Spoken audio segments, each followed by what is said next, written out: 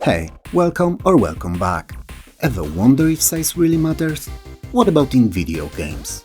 Today we're diving into the world of those classics where the heroes are so small you might need a magnifying glass just to see them.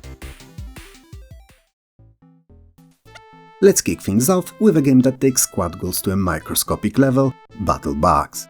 It's a real-time strategy game that's basically chess. I mean, if chess was way cooler, run continuously with an active pause, didn't take place on a chessboard and had insects with explosives.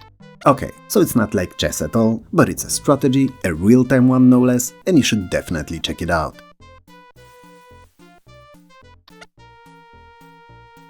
The whole idea of BattleBox is that you're commanding an army of, well, bugs. So spiders, ants, roaches, you name it, against an opposing enemy bug army. You equip your little critters from everything from grenades to bazookas and then send them out onto the battlefield. Your units are literally just a handful of pixels each, scurrying across the map. It really sells the scale of being a general in a tiny, six-legged war, taking place in kitchen, living room, bedroom, all around the house really. It's a fantastic little gem that proves even the smallest soldiers can pack the biggest punch.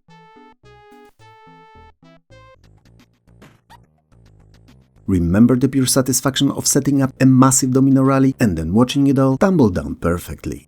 Yeah, me neither. I pretty much always played with computers. Anyway, whether you do or don't, 1992's Pushover bottled that feeling and turned it into a brilliant puzzle game.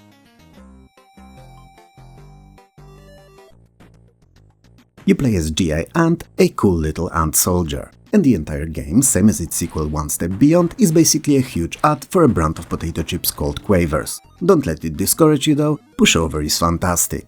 You have to rearrange dominoes across 100 levels, so that you can push the one special trigger domino and knock them all down, clearing the path to the exit. G.I. Ant himself is tiny and the massive dominoes tower over him, making each puzzle feel like a huge intricate machine that you, the little guy, get to set in motion.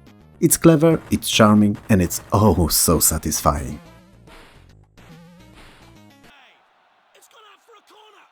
When it comes to tiny athletes, nothing, and I mean nothing, beats Sensible Software. They've mastered the art of creating cute, believable, and dare I say it, realistically looking and acting characters made out of literally a handful of pixels.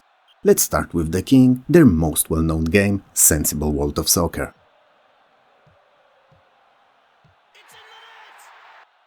Released in 1994, this wasn't just a soccer game. For many, and especially in Europe and on its original system of release Amiga, it was soccer. The view is from way up high, like you're a bird watching the game and the players are just these minuscule little sprites. I mean, they were maybe 10-12 pixels tall max, but the magic was in how they moved. The game was incredibly fluid and responsive. You didn't need giant, detailed character models to feel the thrill of a last-minute goal. These tiny pixel people delivered one of the biggest and best football experiences in gaming history. Not for me, mind you, cause I sucked at it, but for millions of others. If you thought that soccer players were small, Sensible Software had more up their sleeve. In 1996, they gave us Sensible Golf, which used a very similar art style. Perhaps the golfer wasn't as tiny as the footballers were, but he was maybe 2-3 pixels taller and a pixel wider. So yeah, still tiny by any and all standards.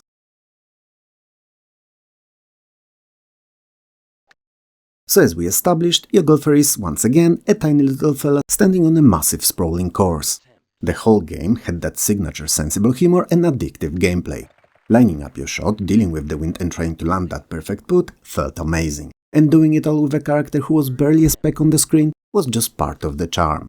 It proved the sensible formula could make any sport fun, no matter how small the athletes were.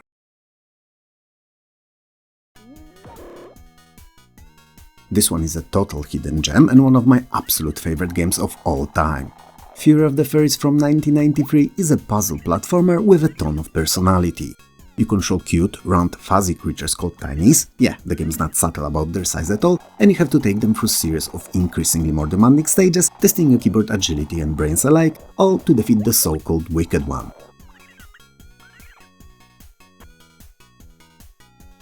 Your tinies have to traverse levels by transforming to use different abilities. One moment you're eating through rocks, the next you're shooting fireballs, diving and shooting bubbles, or swinging like Tarzan. Each tiny is a tiny splash of color on a big dangerous screen, and that's the point. It makes the world feel huge and the journey feel epic. It's like Lemmings meets Sonic, but much better, and you only have to worry about one little guy at a time.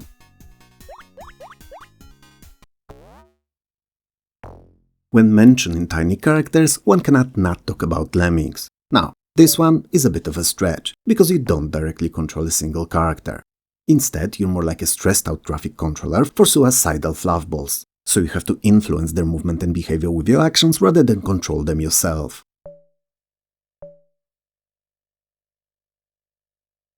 In this 1991 masterpiece, your job is to guide dozens of tiny, green-haired lemmings from an entrance to exit. These guys will just mindlessly walk straight into fire, off cliffs or into traps unless you assign them jobs. You can make them builders, miners, blockers, and so on. The screen fills up with these adorable little sprites, each one a mere 10-12 pixels tall, creating this beautiful chaotic ant farm of activity. You're not the player character, you're their caretaker. Maybe god even. A very busy god.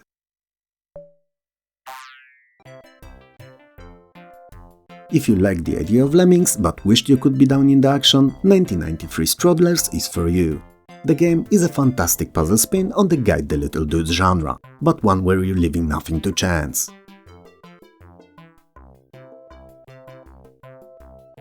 Here you do actually control a character, a little wizard's apprentice named Hocus. But Hocus isn't the one you're saving. Your job is to move blocks around the level to create a safe path for the Troddlers, who pretty much like Lemmings just wander around aimlessly. So you're this one, tiny guy, running and creating and removing blocks, desperately trying to keep these even tinier guys from walking into danger. It's a great twist on the formula, and one that definitely qualifies for our list. And it's worth noting that Troddlers can also be played in simultaneous multiplayer, which makes it even more fun.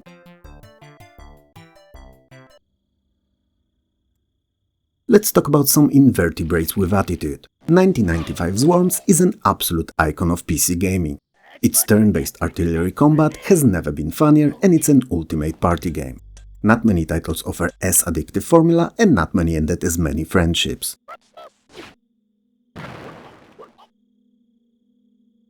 You command a team of between 2 and 8 tiny, adorable worms on randomly generated destructible landscapes and have to utilize them to the best of your abilities to defeat the opposing worms' teams.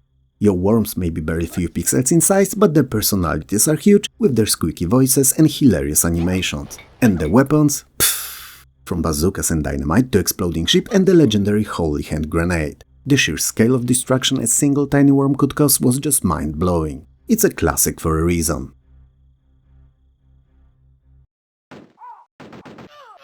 War has never been so much fun. That was the tagline for 1994's Canon Fodder, and it was disturbingly accurate. This was another classic from Sensible Software, so you know what that means. Tiny, itty-bitty cute people. This time, however, they're soldiers, and what they do and are subject to is anything but cute.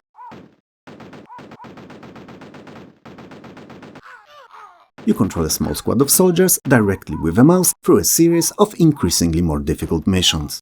Your troops may be just these little green specks on the vast landscape of each stage, specks that you can click to move and click to shoot, but the fun that they provide is truly ginormous. While Canon Fodder may look like a purely arcade title, it actually feels very intuitive and incredibly tactical. But it also has a dark, heavy and somewhat satirical edge. After every mission, you'd see a hill with a gravestone for every soldier you lost. A grim and powerful reminder that these tiny pixels were in fact Canon Fodder.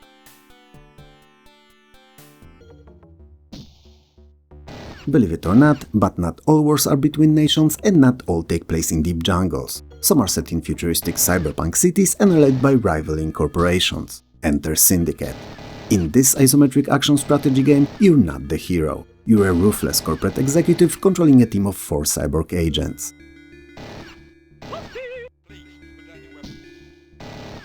Your agents are these trench-coated Blade Runner-esque specs in a massive, sprawling mega-city. Your job is to complete different missions, from assassinations through destruction all the way to the so-called persuasion, which is exactly what it sounds, but uses a mind control device. So you know, fun. The game gives you a feeling of immense power, looking down on this living world and ordering your tiny little dev squad to cause absolute chaos. The contrast between your minuscule agents and the huge systematic damage that they were responsible for was just awesome.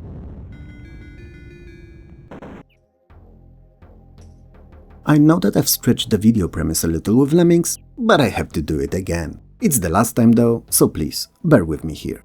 1994's Settlers is another game where you don't directly control tiny characters on the screen, but your actions do, so I decided that it deserved the spot on our list. I mean, you may just be an invisible hand of economy and planning in this game, but the tiny folks that are part of your kingdom actually do run around it and perform anything and everything you demand.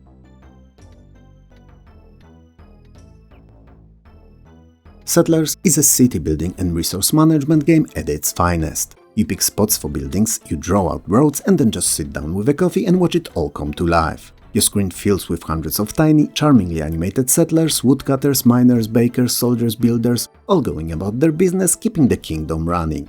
You may not be able to tell one to go chop a specific tree, but you can build a woodcutter's hut and hope that he does his job well.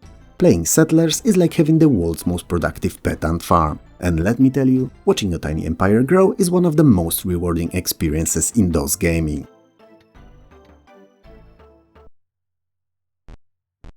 Now this one hardly anyone knows, and it's a classic from Apogee. Paganitzu from 1991 stars the intrepid explorer Alabama Smith, and with a name like that, you just know that the game can be bad.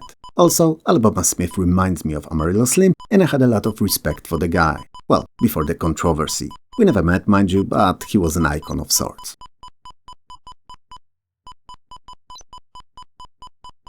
Paganitzu is a top-down puzzle adventure game, kind of like a souped-up Sokoban or Boulder Dash. You play as Al, a tiny little sprite in fedora who has to navigate ancient pyramids, collect keys, avoid giant spiders and solve environmental puzzles. So you know, a budget version of Indiana Jones. And it's a prime example of how you don't need fancy graphics to make a compelling game. Al might only be a few pixels high, but his adventure felt huge.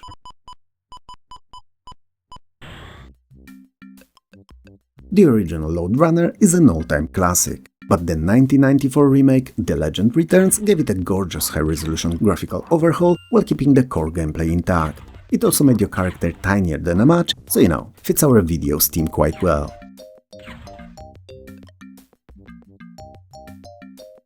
You play as a little adventurer-type guy whose goal is to run around the level, collect all the gold and avoid guards. You can't jump, but you can dig holes to temporarily trap bodies or as means for traversal. Your character is a tiny agile figure against these large single-screen puzzle-like levels. The focus is all on planning your route and timing your moves. It's frantic, it's smart, and it proves that even a little guy can outsmart a whole army of bad guys.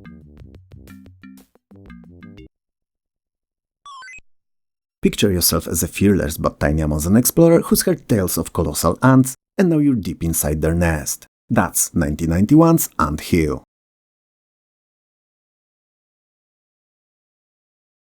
Armed with nothing but your wits, trusty picksack and your impeccable hairline, you break through walls to uncover hidden ant eggs and glistering gemstones. Everywhere you turn, swarms of red ants skitter in pursuit, so every swing of your axe and every backtrack through flip-screen corridors feels like a heart-pounding escape. It's a 10-level shower adventure that proves brains and a well-timed smash can overcome even the mightiest insect horde.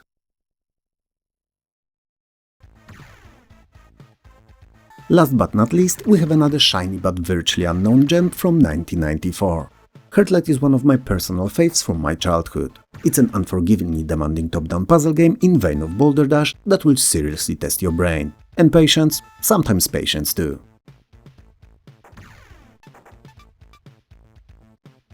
You play as cute little elf named Percival, who has to collect all the hearts in each level to open the exit. It sounds simple, but you'll be dealing with falling rocks, explosive bombs and all sorts of tricky block-pushing puzzles.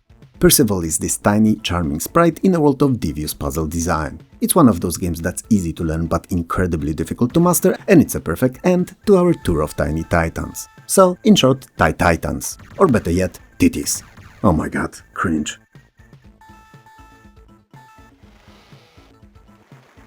So from commanding pixelated armies to getting a single fuzzy creature, it's clear that you don't need a big hero to have massive amounts of fun. These games prove that sometimes the smallest characters leave the biggest impact on our memories. Thanks a lot for watching, take care of yourself, and I'll talk to you soon.